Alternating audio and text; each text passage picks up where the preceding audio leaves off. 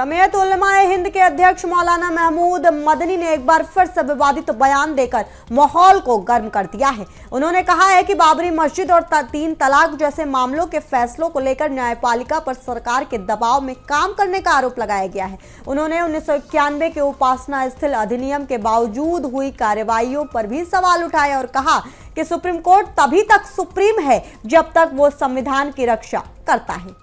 Supreme court उस वक्त तक ही सुप्रीम कोर्ट कहलाने का, उस वक्त तक ही सुप्रीम कहलाने का मुस्तहिक है जब तक आईन की पाबंदी करे। इसलिए जब जब जुल्म होगा तब तब जिहाद होगा।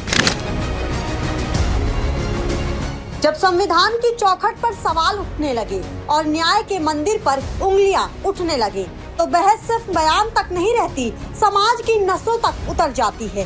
देश की सबसे बड़ी मुस्लिम संस्थाओं में से एक जमीयत उलेमा हिंद के अध्यक्ष मौलाना महमूद मदनी ने आज वही बहस छेड़ दी है। उन्होंने सीधे तौर पर कहा कि बाबरी मस्जिद, 3 तलाक और उपासना स्थल जैसे मामलों में अदालतें सरकार के दबाव में काम कर रही हैं। एक ऐसा आरोप जिसने राजनीतिक गलियारों से लेकर कानूनी जगत तक हलचल बढ़ा दी है।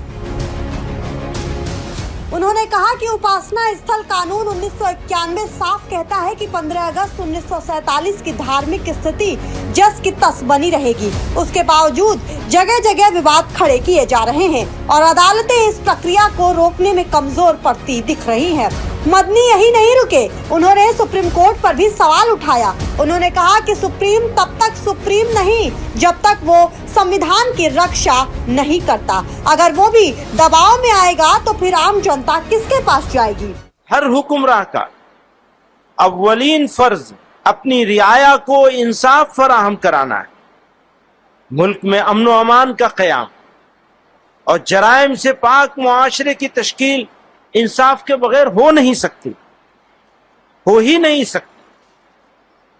लेकिन अफसोस के साथ ये कहना पड़ता है कि गुज़िश्ता कुछ अरसे से बिलखुसूस बाबरी मस्जिद, तलाक सलासा जैसे बहुत से मसालों पर फैसले के बाद ये तासुर आम हो रहा है कि अदालतें हुकूमतों के दबाव में काम करती हैं। अक़लियतों के आईनी हुकूक और दस्तूर के बाद बुनियादी उसूलों की तशरीह की ऐसी मिसालें सामने आई हैं जिन्होंने अदालतों के किरदार पर सवालिया निशान लगा दिया है। मौजूदा वक्त में इबादतगाह एक्ट को नजरअंदाज करते हुए ज्ञानवापी और मथुरा के मुकदमात को काबिल समाअत करार देने का फैसला भी उसकी एक वाज़ेह मिसाल है। याद रखिए, सुप्रीम कोर्ट उस वक्त तक ही सुप्रीम कहलाने का मुस्तहिक है जब तक आईन की पाबंदी करे, कानून के हुकूक का ख्याल रखे। अगर ऐसा न करे तो वो इखलाकी तौर पर भी सुप्रीम कहलाने का हकदार नहीं है। इतना ही नहीं, मदनी ने और भी कई बातें कही हैं जिनको जानना और भी जरूरी है। मौलाना मदनी ने सरकार और सुप्रीम कोर्ट के साथ ही मीडिया पर भी जमकर हमला बोला है।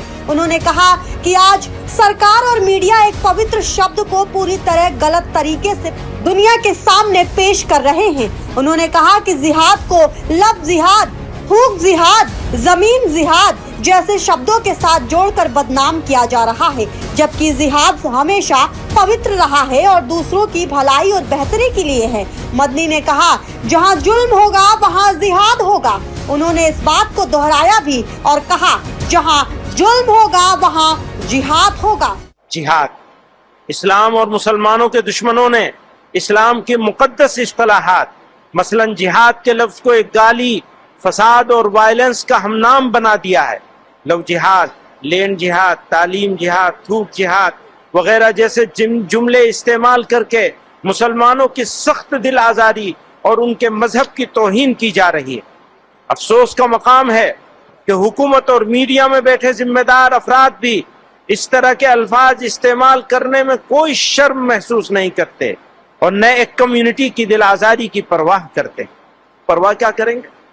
ये तो उस कम्युनिटी के दुश्मनी में करते।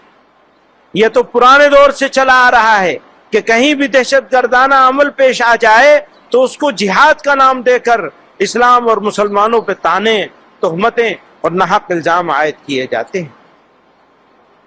ये वाज़ेह होना चाहिए कि इस्लाम में जिहाद एक मुक़द्दस दीनी फरीज़ा है। जिहाद कुरान में कई मानों के लिए इस्तेमाल हुआ है, लेकिन जिस माने के लिए भी इस्तेमाल हुआ है, फर्द से लेकर समाज और इंसानियत की भलाई, उनकी सरबुलंदी और उनकी इज्जत व वक़ार के क़याम के लिए हुआ। जहाँ जंग व क़िताल के माने में इस्तेमाल हुआ है, वो भी जुल्म फसाद के खात्मे और इंसानियत की बका के लिए। इसलिए जब जब जुल्म होगा तब तब जिहाद होगा। मैं इसको दोबारा कहता हूँ, जब जब जुल्म होगा तब तब जिहाद होगा। मदनी के इस बयान ने विपक्ष को बैठे बिठाए एक नया मुद्दा दे दिया है। बीजेपी सांसद और राष्ट्रीय प्रवक्ता संबित पात्रा ने एक प्रेस कॉन्फ्रेंस में महमूद मदनी के बयान की आलोचना की।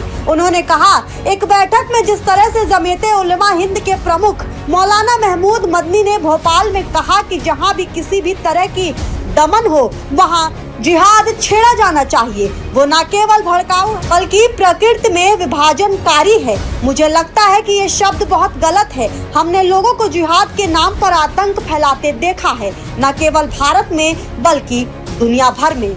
जमीयत उलेमाए हिंद के प्रमुख मौलाना महमूद मदनी जी, जिन्होंने आज भोपाल में एक बहुत बड़े बैठक में जिस प्रकार से भाषण दिया है, वह न केवल भड़काऊ है अपितु देश को विभाजन की ओर लेने की उनकी कुचेष्टा है।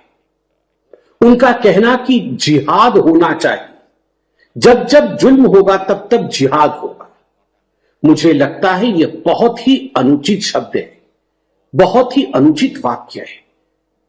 और जिहाद के नाम पर जिस प्रकार से लोगों ने भारतवर्ष में नहीं, भारतवर्ष के बाहर भी आतंक फैलाया जिहाद के नाम पे, वह हमने देखा है। तो स्वाभाविक रूप से यह कहना कि भारत में जिहाद होगा एक बहुत ही इर्रेस्पॉन्सिबल, गैर जिम्मेदारी से भरा हुआ एक वचन है। दूसरा जो मौलाना महमूद मदनी ने कहा वह था कि सरकार के दबाव में, भारत सरकार की दबाव में भारत की अदालतें काम करती है और सुप्रीम कोर्ट को भी सुप्रीम कहलाने का कोई अधिकार नहीं है। सुप्रीम कोर्ट हमारे केसेस को एडमिट कैसे करती है? सुप्रीम कोर्ट 3 तलाक पे सुनवाई कैसी करती है? सुप्रीम कोर्ट मंदिर मस्जिद वाले विषय पर सुनवाई कैसे करती है? इन विषयों पर बोलते हुए मदनी साहब ने कहा कि सुप्रीम कोर्ट को भी सुप्रीम कहलाने का कोई अधिकार नहीं है। मैं तो सुप्रीम कोर्ट से गुजारिश करूंगा, मैं भी एक साधारण नागरिक हूं, आप भी नागरिक हैं, कि यदि सुप्रीम कोर्ट के ऊपर कोई साधारण नागरिक भी इस प्रकार की टिप्पणी करता है तो supreme court suo motu cognizance ले सकता है। सुप्रीम कोर्ट खुद इसकी सुनवाई कर सकता है, क्योंकि आगे चलकर अगर इतने बड़े नेता, एक कौम के इतने बड़े नेता इस प्रकार की बात कह के लोगों को बरगलाने की कोशिश करें, सुप्रीम कोर्ट के विरोध लोगों को भड़काए, तो स्वाभाविक रूप से it demeans the stature of supreme court. I firmly believe that the Supreme Court should take a cognizance of what Mr. Madani has said today. ये सिर्फ एक बयान नहीं बल्कि न्यायपालिका, सरकार और समाज तीनों के बीच खींचती एक नई लकीर है। जब देश की बड़ी धार्मिक आवाजें अदालत पर उंगली उठाती हैं तो सवाल सिर्फ फैसलों का नहीं रहता, सवाल बनता है लोकतंत्र की रीढ़ का। क्या ये बयान एक नई बहस का आगाज है या फिर अदालत की गरिमा पर हमला? ब्यूरो रिपोर्ट, आज की खबर।